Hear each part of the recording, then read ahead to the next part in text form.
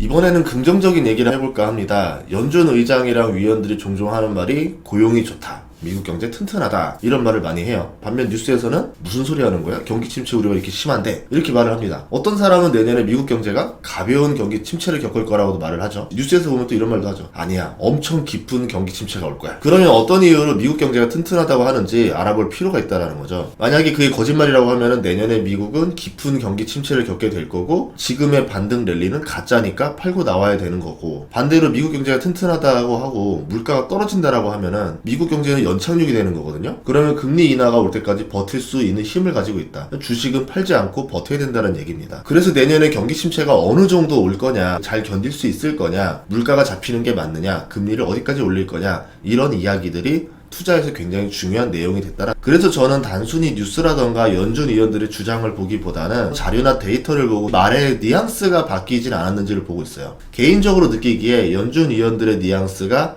다소 낙관적으로 바뀌고 있다라고 생각을 합니다. FOMC 회의록 공개에서 어떤 이들은 금리 인상이 예상보다 높을 거다라고 말을 했지만, 제가 느끼기에는 이 수치들보다는 분위기가 빠른 금리 인상에서 천천히 가는 분위기로 바뀌고 있다라 봐요. 그들이 그렇게 말할 때는 뭔가 데이터들이 나왔다라는 거거든요. 12월 9일날 생산자 물가지수 나옵니다. 12월 10날 미시간대 인플레이션 기대심리 나오고, 13일날 소비자 물가지수 나오죠. 제일 중요한 거. 그리고 15일날 새벽 4시 금리 인상 발표가 나옵니다. 12월달 물가지표가 잘 나오게 되면은 금리 인상 발표한 다음에 금리 점도표도 나올 거고요. 기자회견에서 내년에 대해서 발언을 할 건데 낙관적인 발언들이 나올 거라 봐요. 당장 11월 지표들만 가지고 무슨 소리야 안 나와라고 말하겠지만, 12월 달에 CPI가 만약에 11월처럼 나온다, 뚝뚝뚝 떨어진다 그러면 가능한 일이죠. 한 7% 초반대만 나온다라고 그러면은 지금보다 긍정적인 이야기가 더 나올 거라 봅니다. 예를 들어서 12월에 금리를 4.5%까지 올리고 나서 이제 기자회견을 하겠죠. 인플레이션이 잡히고 있다, 이런 얘기들 해주고 금리를 더 강하게 올리겠다라는 발언만 없어지면은, 매파적인 발언만 하지만 않으면, 당장은 아니지만 이제 이후부터 뉴스들이 긍정적으로 해석을 할 거예요. 그럼 연말에 올린 4.5%가 피크가 아니냐, 2023년부터는 금리 인상 없는 거 아니냐, 이런 이야기들이 나올 가능성이 있다라 봐요. 그렇게 되면 1월달 증시가 굉장히 큰 호재가 되겠죠. 이거는 가장 긍정적인 상황인 거고, 12월 지표들이 예상하는 수준으로 나오면 내년 상반기에 금리가 5%까지는 올라갈 수 있다라 보거든요. 그리고 내년부터는 관건이 금리 인하가 언제 올 거냐가 이제 가장 중요한 관건일 거예요. 연말에 올 것 같다, 그러면 막 호재, 내후년에 올 것 같다, 그러면 악재. 지금 증시 경제가 2년 동안 호황이었다가 불황으로 가는 이유는 통화량과 연관이 깊습니다. M2 통화량을 보면 시중에 돈이 얼마나 도는지를 알 수가 있는데, 돈이 많이 돌면 사람들 주머니에 돈이 두둑하다 보니까 소비가 커지죠. 장사도 잘 되고 주가도 오릅니다. 반면에 통화량이 줄어들면은 주머니에 현금이 없다 보니까 소비도 줄어들고 장사도 안 되기 시작해요. 그래서 M2 통화량이 늘어날 때 투자를 하는 게 좋습니다. 보다시피 코로나 때 경제를 살리기 위해서 역사적으로 유례가 없을 정도로 M2 통화량을 늘려놨었어요. 이로 인해서 증시랑 부동산에 버블이 일어났었죠. 주가는 우상향합니다. 물가는 계속 오른다, 이렇게 말을 하는데, 이게 M2 통화량이 이렇게 늘어나고 있기 때문에 말하는 거거든요. 역사상 M2 통화량이 줄어든 적이 별로 없었고 일시적인 경우가 대부분이었어요. 근데 긍정적인 거는 M2가 1년 전부터 증가하고 있지 않다라는 점이죠. M2가 줄어야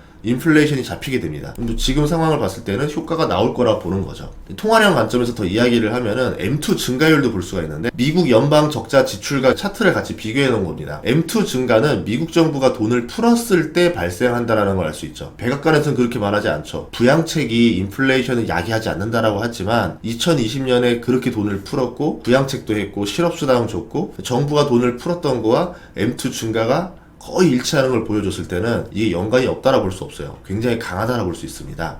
물가는 올랐지만 비축했던 돈들이 많았다라는 거죠. 이 부양책 때 사람들이 소비를 줄이지 않고 있고, 물가가 이렇게 오르는데 왜 소비가 안 줄지? 기이했던 형상들이 이 M2 통화량이 과다하게 올라갔었기 때문이다 보는 겁니다. 현재는 미국 정부 적자 지출이 예전처럼 다 줄어들었잖아요.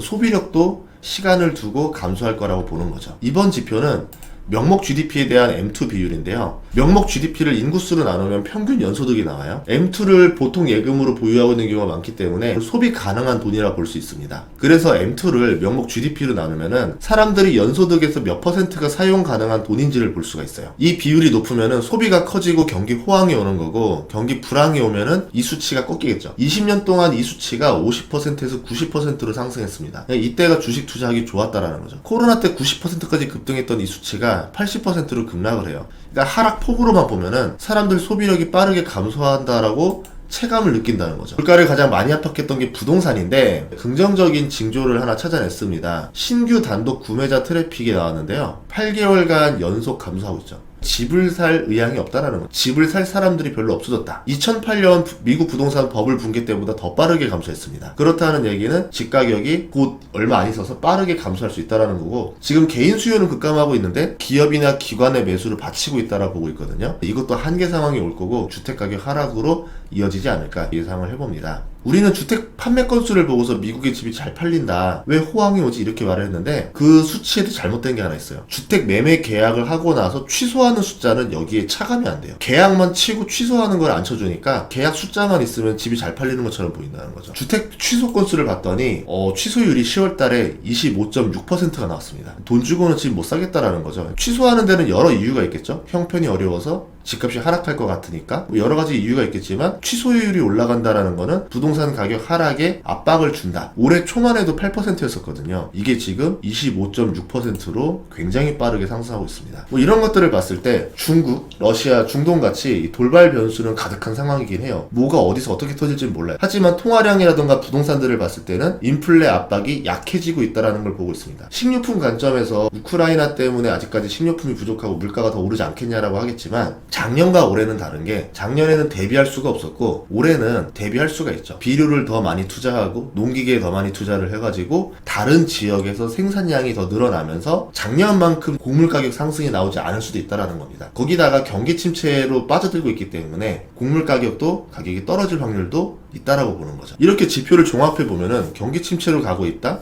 그래서 인플레 압박이 약해지고 있다? 그러면 이게 투자자한테 좋은 거냐? 안 좋을 수도 있어요. 금리 인상에 압박도 줄 수 있겠지만 과연 주가가 오르는 거로는 이어질 수 있을까? 의심을 해봐야 될 것 같아요. 인플레가 완화되고 금리를 예상하는 만큼 안 올린다 하더라도 물건이 팔려야 되잖아요. 기업이 매출을 성장시켜야 되고 이익을 성장시켜야 되는데 경기 침체가 오면은 기업의 주가 상승을 하기가 쉽지가 않은 거죠. 그래서 저는 내년에 선별적 장세라고 봐요. 그러니까 경기 침체도 성장하는 몇몇 기업들의 주가가 굉장히 많이 오를 거고, 나머지 기업들은 경기 침체의 영향을 받아서 성장을 못 하겠죠. 성장하는 기업과 성장하지 않는 기업의 주가는 월등하게 차이가 날 겁니다. 그래서 내년에 투자를 준비한다라 그러면은 성장할 수밖에 없는 애를 잘 찾아내는 게 중요하다, 이렇게 말씀드리고 싶습니다. 다음 시간에도 좋은 정보로 찾아뵙겠습니다. 구독과 좋아요, 알림 설정 부탁드릴게요. 고맙습니다.